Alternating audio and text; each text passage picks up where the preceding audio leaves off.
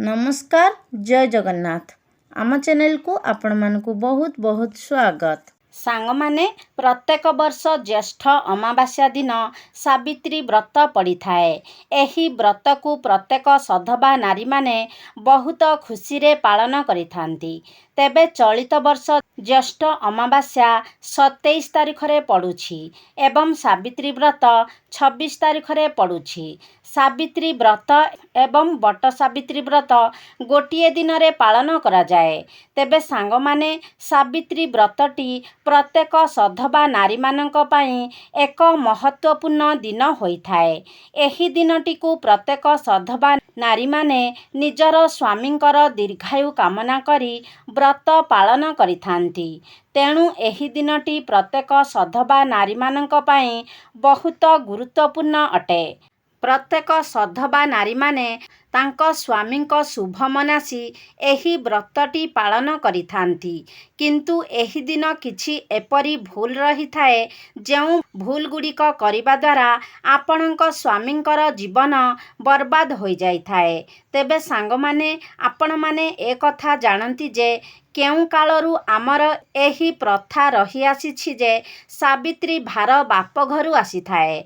बाप घरर लोक माने सावित्री भार आनी थांती एवं सेही सावित्री भार रे थिबा सामग्री गुड़िक द्वारा आमे स्वामी को उद्देश्य रे सावित्री व्रत पालन करि थांती। तेबे बाप घरु जिनिस आनिबा भूल नुहे, किंतु एपरी किछि जिनिस थाए जहा आपण बाप घरु आनिबा उचित नुहे। एही जिनिस जदि आपणकर बाप घरु आसी थाए तो एहा आपणकर स्वामींकर अमंगलर कारण होइथाए। तेबे आजिर एही भिडियो रे मु आपण मानंकु एपरी 5टी जिनिस विषय कहिबी जेउ जिनिस गुड़िक बाप घरु आसीबा केबे भी उचित नुहे।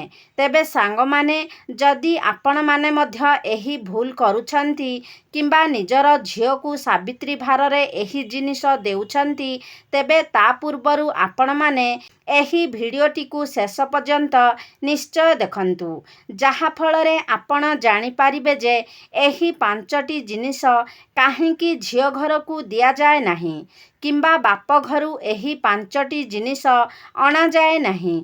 प्रत्येक विवाहिता महिला माने एही जिनिस विषय जानिबा निहाती आवश्यक अटे। तेबे सांग माने बहु पुरातन कालरू बाप घरु सावित्री भार आसीबार प्रथा रहिछि। आंब कदली नड़िया मुग एपरी अनेक जिनिस सावित्री भार रे बाप घरु आसी थाए। एहा सहित सावित्री पूजारे लागुथिबा साड़ी चूड़ी शंखा सिंदूर अलता ए सबु मध्य बाप घरु आसी थाए। तेबे काहेकि बाप घरु भार आनिबा भूल माना जाई थाए। चालंतु से विषय रे जानिबा। तापरे आमे जानिबा जे केउ जिनिस गुड़िक बाप घरु आनिबा उचित नुहे एवं जदि भूल वशतः बाप घरु एही जिनिस गुड़िक आसुछि तो किभली भाबरे आपण एहार व्यवहार करिबा द्वारा आपणको स्वामींकर कौनसी भी अमंगल हेब नाही। तेबे प्रथम कथा हेउछि आमर जेते भी संसार रे व्यक्ति अछंती सेमाने धनवान नुहंती। सांग माने सावित्री व्रतटी स्वामींको उद्देश्य रे करा जाई थाए। स्वामींकर मंगल कामना करी सावित्री व्रत करा जाई थाए। तेणु आपणकर बाप घर जे केवल आपणको सावित्री पूजार पूजा सामग्री आनिकी देबे सेमिति किछि शास्त्र रे उल्लेख नाही। आपण आपणकर बाप घर जदि सेतिकी सक्षम अछंती एवं खुशी रे आपणको सावित्री भार आनिकी देउछंती तो सेथिरे जदि आपण पूजा करूछंती तो एहा द्वारा स्वामींकर मंगल होइथाए। किंतु जदि आपणकर बापा ऋण करज करी आपणको सावित्री भार आनिकी देउछंती किंबा तांकर सक्षम बाहारे आपणको सावित्री भार आनिकी देउछंती जेउथि पाई कि तांकु मानसिक चिंतारे रहिबाकू पड़ुछि, एहा तांकर कष्टर कारण हेउछि। तो एपरी परिस्थिति रे जदि आपण बाप घरु सावित्री भार आणुछंती तो एहा द्वारा आपणक स्वामींकर मंगल हेबा परिवर्ते स्वामींकर अमंगल होइथाए। कारण एही जिनिस आनिबा द्वारा आपणक पितामातांकु मानसिक चिंतारे रहिबाकू पड़िथाए। तेणु आपणक बाप घरर जदि क्षमता नाही सेतिकी ସକ୍ଷମ ନାହିଁ ତ ଆପଣ ନିଜ ସ୍ୱାମୀଙ୍କ ପଇସାରେ ଯେତିକି ସମ୍ଭବ ସେତିକି ମାତ୍ରାରେ ପୂଜା ସାମଗ୍ରୀ ଆଣି ଆପଣ ପୂଜା କରନ୍ତୁ। ଆପଣ ଯେତେ ପାରିବେ ନିଜ ଗୁରୁଜନମାନଙ୍କର ଆଶୀର୍ବାଦ ସାଉଁଟିବାକୁ ଚେଷ୍ଟା କରନ୍ତୁ। ପାରିବେ ତ ସେମାନଙ୍କୁ ଆପଣ ଖୁସି ଦେବାକୁ ଚେଷ୍ଟା କରନ୍ତୁ, କିନ୍ତୁ ସେମାନଙ୍କୁ ଦୁଃଖର କାରଣ ବନିବାକୁ ଚେଷ୍ଟା କରନ୍ତୁ ନାହିଁ। ଏହାଦ୍ୱାରା ଆପଣଙ୍କର ଅମଙ୍ଗଳ ହୋଇଥାଏ। ମନେ ରଖନ୍ତୁ ସାଙ୍ଗମାନେ, ଗୋଟିଏ ବିବାହିତା ନାରୀ ପାଇଁ ସବୁଠାରୁ ମୂଲ୍ୟବାନ ହେଉଛି ଶଙ୍ଖା ଏବଂ ସିନ୍ଦୂର। ତେବେ ଏପରି ପରିସ୍ଥିତିରେ ଆପଣ ସ୍ୱାମୀଙ୍କ ଉପରେ ମଧ୍ୟ ଚାପ ପକାଇବା ଉଚିତ ନୁହେଁ, କାରଣ ସମସ୍ତଙ୍କର ସ୍ୱାମୀ ମଧ୍ୟ କୋଟିପତି ହୋଇନଥାନ୍ତି। ତେଣୁ ଆପଣ ନିଜର ସ୍ୱାମୀଙ୍କର ସକ୍ଷମ ଅନୁସାରେ ପୂଜା ସାମଗ୍ରୀ ଆଣି ପୂଜା କରନ୍ତୁ। ଆପଣ ଯେ ଗୋଟେ ମହଙ୍ଗା ଶାଢ଼ୀ ଆଣି ପୂଜା କରିବେ ସେମିତି କିଛି ଶାସ୍ତ୍ରରେ ଉଲ୍ଲେଖ ନାହିଁ। ଆପଣ ଚାହିଁଲେ କମ୍ ପଇସାରେ କଟନ ଲୁଗା ଆଣି ମଧ୍ୟ ସାବିତ୍ରୀ ପୂଜା କରିପାରିବେ। ଆପଣ ଚାହିଁଲେ ସମସ୍ତ ପୂଜା ସାମଗ୍ରୀ କମ୍ ପଇସାରେ ଆଣି ମଧ୍ୟ ପୂଜା କରିପାରିବେ। ସବୁଠାରୁ ଗୁରୁତ୍ୱପୂର୍ଣ୍ଣ କଥା ହେଉଛି ଆପଣଙ୍କ ସ୍ୱାମୀଙ୍କ ପ୍ରତି ଆପଣଙ୍କ ମନରେ ଥିବା ଭଲ ପାଇବା, ଆନ୍ତରିକତା, ଶ୍ରଦ୍ଧା ଏବଂ ପ୍ରେମ ଭାବନା। ତାହା ହିଁ ସବୁଠାରୁ ଗୁରୁତ୍ୱପୂର୍ଣ୍ଣ କଥା। ଆପଣ ନିଜ ସ୍ୱାମୀଙ୍କୁ କେତେ ଭଲ ପାଉଛନ୍ତି, କେତେ ସମ୍ମାନ ଦେଉଛନ୍ତି, ଈଶ୍ୱରଙ୍କଠାରେ ଆପଣଙ୍କର କେତେ ମାତ୍ରାରେ ଭକ୍ତି ରହିଛି, ତାହା ହିଁ ସବୁଠାରୁ ଗୁରୁତ୍ୱପୂର୍ଣ୍ଣ। ଆପଣ ଯଦି ଭକ୍ତି ସହକାରେ ମା ସାବିତ୍ରୀଙ୍କୁ ଗୋଟିଏ ଫୁଲ ବି ଅର୍ପଣ କରନ୍ତି ତ ମା ସାବିତ୍ରୀ ଆପଣଙ୍କୁ ଅଖଣ୍ଡ ସୌଭାଗ୍ୟବତୀର ବରଦାନ ପ୍ରଦାନ କରିଥାନ୍ତି। କେବଳ ଆପଣ ହଜାର ହଜାର ଟଙ୍କାର ଜିନିଷ କିଣି ଦେଖାଇ ହୋଇ ପୂଜା କଲେ ଆପଣଙ୍କୁ କୌଣସି ବି ଫଳପ୍ରାପ୍ତି ହୋଇନଥାଏ। ତେବେ ଆସନ୍ତୁ ଜାଣିବା ଏପରି କେଉଁ ଜିନିଷଗୁଡ଼ିକ ରହିଛି ଯାହା ଆପଣ ଭୁଲରେ ମଧ୍ୟ ବାପଘରୁ ଆଣି ପୂଜା କରିବା ଉଚିତ ନୁହେଁ।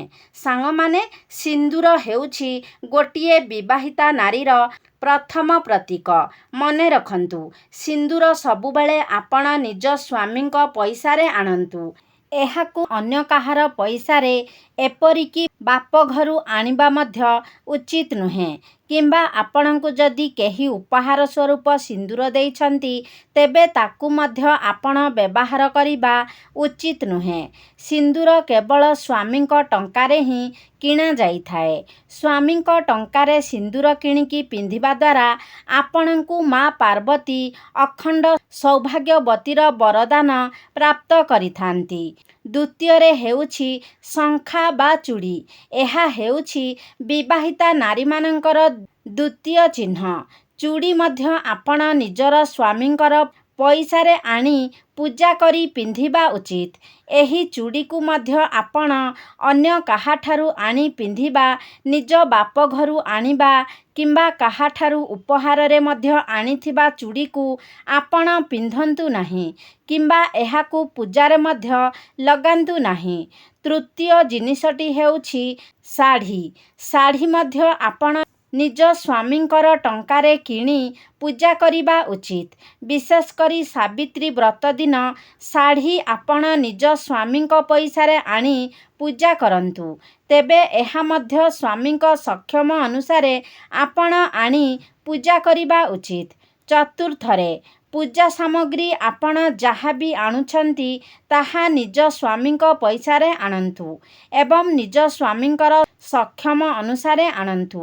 ଅନ୍ୟ କାହା ଦ୍ୱାରା ଦିଆଯାଇଥିବା ପଇସା କିମ୍ବା ଋଣ କରଜ କରିକି ଆଣିକି ଆପଣ ସାବିତ୍ରୀ ବ୍ରତରେ କୌଣସି ପୂଜା ଜିନିଷ ଆଣି ଲଗାନ୍ତୁ ନାହିଁ।